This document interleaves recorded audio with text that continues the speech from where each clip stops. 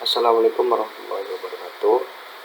Perkenalkan, nama saya Sofwan Muhammad Iqbal. Di sini saya akan menjelaskan sedikit tentang penggunaan metode pembelajaran roleplay yang dimana untuk memenuhi tugas ujian akhir semester mata kuliah inovasi pembelajaran. Nah, yang pertama kita masuk kepada pengertian dari roleplay itu sendiri. Pengertian dari metode ini merupakan roleplay atau bermain peran adalah metode pembelajaran sebagaimana bagian dari simulasi yang diarahkan untuk mengkreasi peristiwa sejarah, mengkreasi peristiwa-peristiwa aktual atau kejadian-kejadian yang mungkin muncul pada masa mendatang. Topik yang diangkat untuk roleplay misalnya memainkan peran sebagai juru kampanye suatu partai atau gambaran keadaan yang mungkin muncul pada abad teknologi informasi. Dari Majid 2014. Kemudian bermain peran merupakan salah satu alternatif yang dapat ditempuh. Hasil penelitian dan percobaan yang dilakukan oleh para ahli menunjukkan bahwa bermain peran merupakan salah satu model yang dapat digunakan secara efektif dalam pembelajaran. Dalam hal ini, bermain peran diarahkan pada pemecahan masalah yang menyangkut hubungan antar manusia, terutama yang menyangkut kehidupan peserta didik. Melalui bermain peran, para peserta didik mencoba mengeksplorasi hubungan-hubungan antar manusia dengan cara memperagakannya dan mendiskusikannya, sehingga secara bersama para peserta didik dapat mengeksplorasi perasaan-perasaan, sikap, nilai, dan berbagai strategi pemecahan masalah. Miliasa 2012. Selanjutnya, role-playing atau bermain peran dalam metode pembelajaran sebagai bagian dari simulasi yang diarahkan untuk mengkreasi peristiwa sejarah, mengkreasi peristiwa-peristiwa aktual atau kejadian yang mungkin muncul pada masa mendatang. Sanjaya 2009.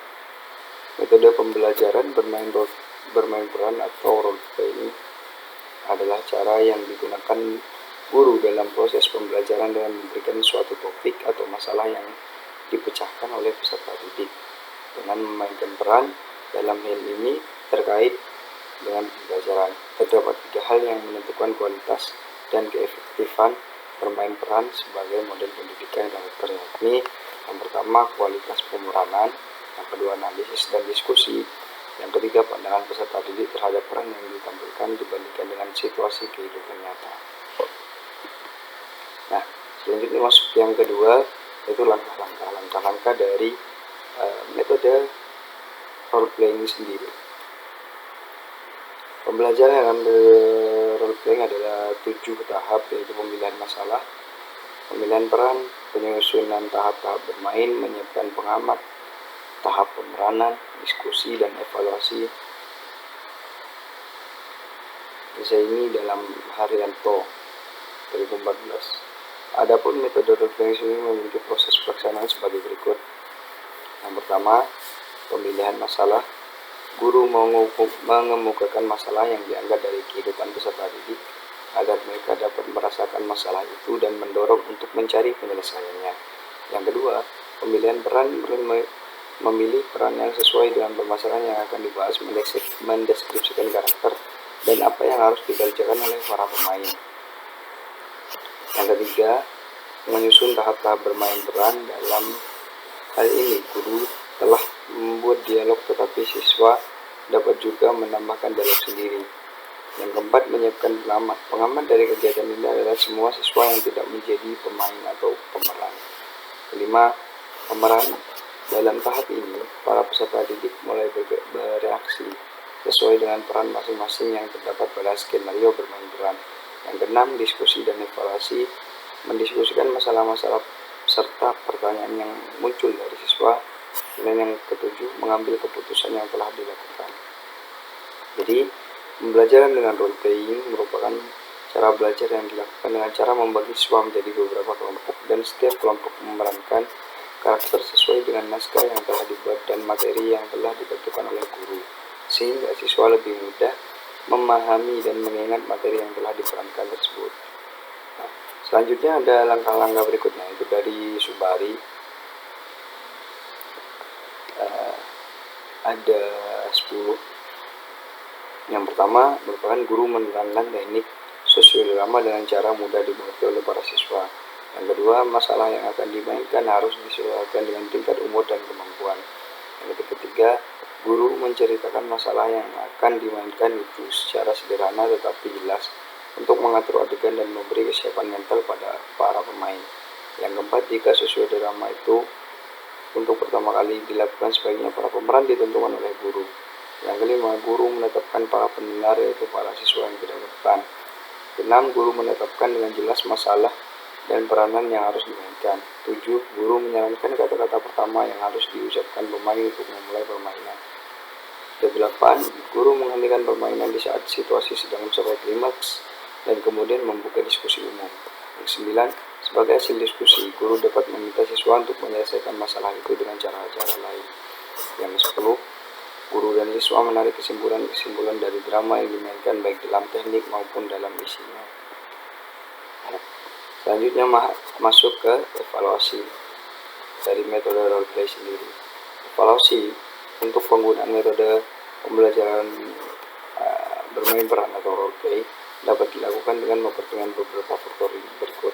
Yang pertama adalah partisipasi dan keterlibatan siswa.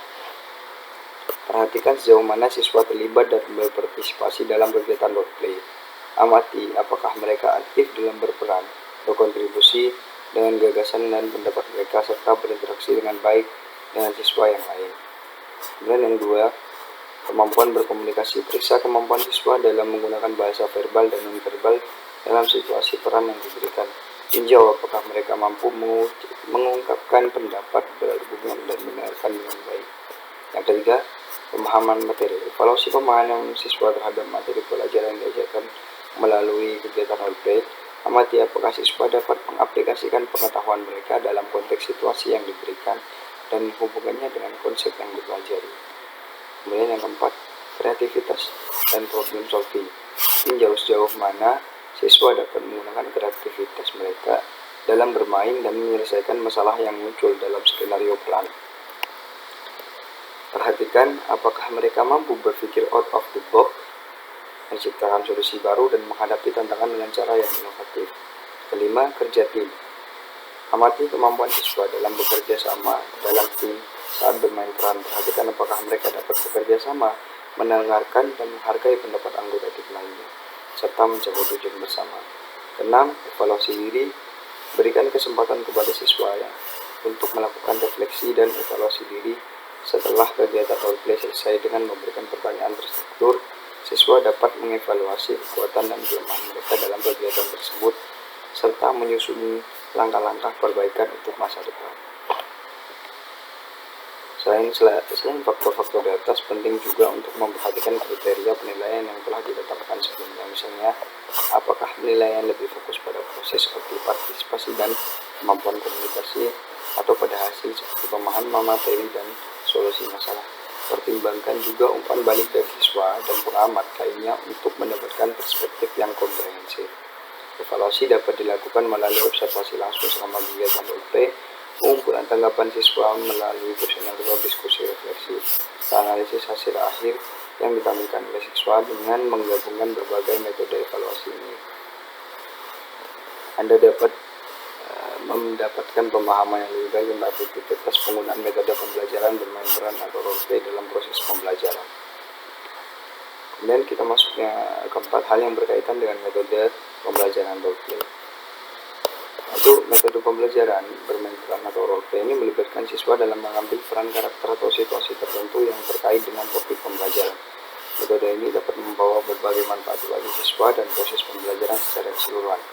Berikut adalah beberapa hal yang berkaitan dengan metode pembelajaran bermain peran atau roleplay. Pertama, peningkatan keterlibatan dan motivasi siswa. Metode roleplay memungkinkan siswa terlibat secara aktif dalam proses pembelajaran dengan bermain peran sebagai karakter. Siswa menjadi lebih bersemangat dan termotivasi untuk belajar karena mereka terlibat secara langsung dalam situasi yang membutuhkan pemikiran kritis dan keterampilan sosial. Yang kedua, pembelajaran berbasis pengalaman melalui roleplay.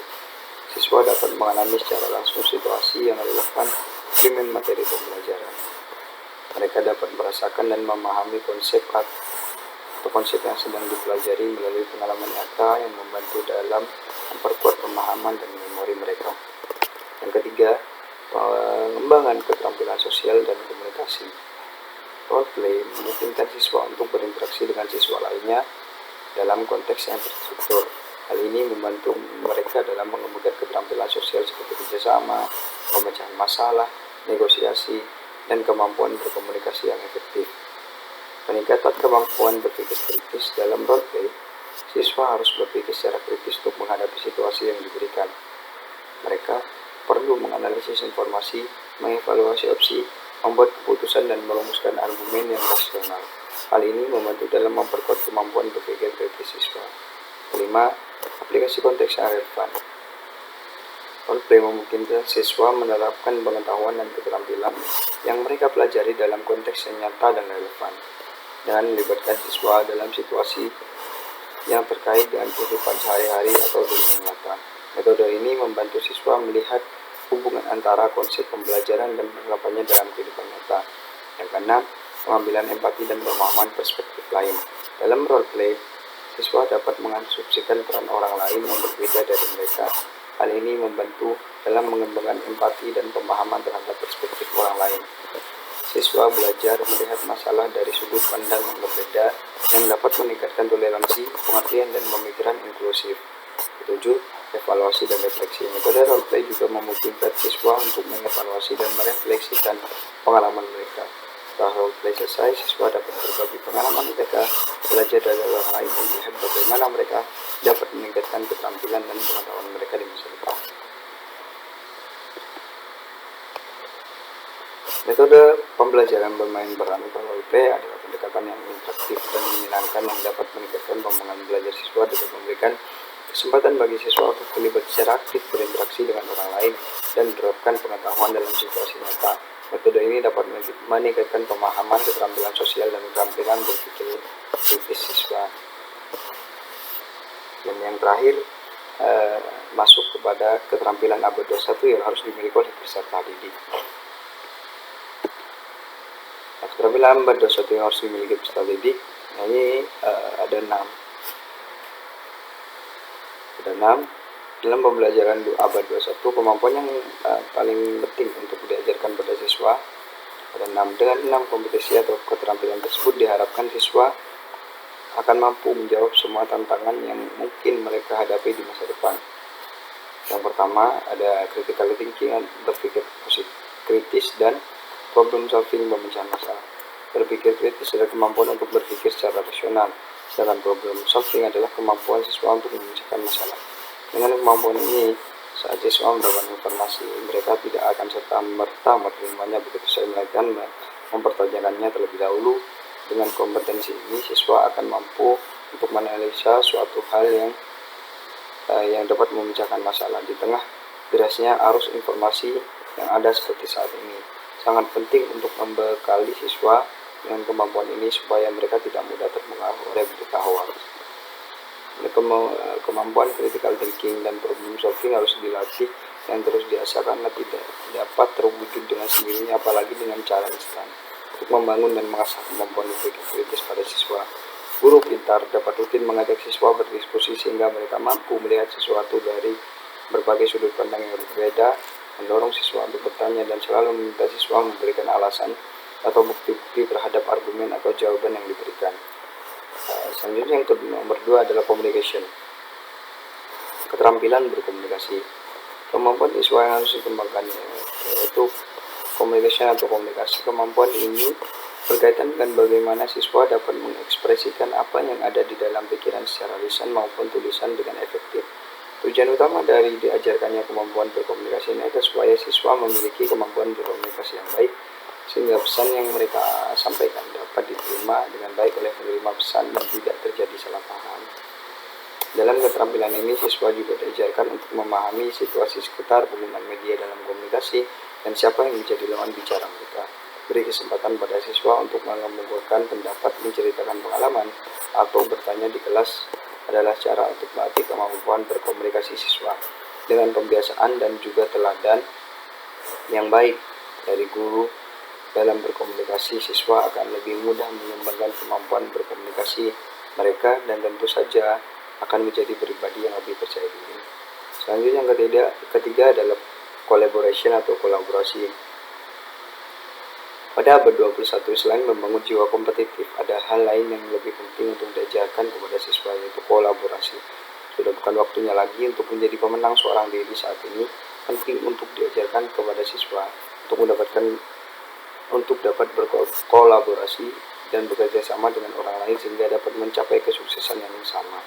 Dengan berkolaborasi, masing-masing siswa dilatih untuk bisa saling mengisi kelebihan dan kekurangan satu sama lain, sehingga hasil akhirnya pun bisa lebih maksimal. Selain itu, kolaborasi juga berguna untuk mengajarkan kepada siswa untuk lebih bertanggung jawab dengan perannya, saling berempati, dan menghormati orang lain yang memiliki pendapat berbeda. Cara terbaik untuk mengajarkan kolaborasi adalah dengan membuat siswa bekerja secara berkelompok, berdiskusi, atau mengerjakan proyek secara bersama-sama. Siswa akan belajar mendengar pendapat orang lain dan juga menghargainya. Selain itu, mereka juga dapat rasa bangga karena telah melakukan tugasnya dengan baik dan berkontribusi dalam kesuksesan kelompoknya. Yang keempat, ada kreativitas. Kreativitas atau dalam bahasa Indonesia kreativitas. Mengapa kreativitas harus dikembangkan di abad 21? Karena kreativitas dapat membuat siswa berpikir out of the box. Mereka akan dapat lebih berani mencari dan mengungkapkan ide-ide yang ada di dalam kepalanya. Kemampuan berpikir kreatif selama ini dianggap hanya terbatas pada penciptaan barang atau ide baru. Padahal kreativitas bisa diterapkan untuk mengembangkan sesuatu yang sudah ada menjadi lebih baik lagi. Guru pintar akan mengasah kreativitas siswa dengan mengajak mereka untuk bebas mengeksplorasi pikiran serta imajinasinya. Guru pintar juga membantu mengembangkan kreativitas siswa dengan memberikan wadah serta dukungan yang tepat agar mereka tidak takut untuk berkreasi. Kemudian yang kelima, ada citizenship. Kompetisi atau keterampilan abad 1 ada citizenship, atau sering juga dikenal dengan global citizenship. Pendidikan global citizenship ini merupakan siswa untuk aware bahwa mereka tidak hanya milik suatu komunitas atau etnis tertentu saja, melainkan mereka juga adalah bagian dari warga negara dunia. Tujuan dari pendidikan global citizenship adalah untuk memberdayakan siswa untuk berperan aktif dalam menghadapi dan mengatasi tantangan global dan menjadi kontributor yang proaktif untuk dunia yang lebih damai, toleran, inklusif, dan aman. Mereka akan dapat menghargai perbedaan baik dari perbedaan budaya, kebangsaan, fisik, dan lain sebagainya. Kemudian yang terakhir ada leadership. Anak-anak adalah pemimpin masa depan. Supaya mereka menjadi pemimpin yang handal di masa depan, mereka harus dilatih untuk memiliki karakter dan juga keterampilan leadership sejak dini. Dalam leadership, sikap kepemimpinan dalam diri siswa dibangun agar menjadi siswa yang bertanggung jawab, siswa yang dapat menjalankan perannya sebagai siswa, serta siswa yang dapat mengembangkan potensinya sebagai seorang pribadi. Bentuk-bentuk kegiatan yang mendorong tumbuhnya keterampilan leadership diantaranya organisasi siswa seperti OSIS, mengikuti kegiatan leadership camp, workshop, dan lain sebagainya. Oke, terima kasih. Mungkin itu saja yang bisa saya jelaskan mengenai penggunaan metode role play atau bermain peran dalam pembelajaran. Saya akhiri, kurang lebihnya saya mohon maaf. Wassalamualaikum warahmatullahi wabarakatuh.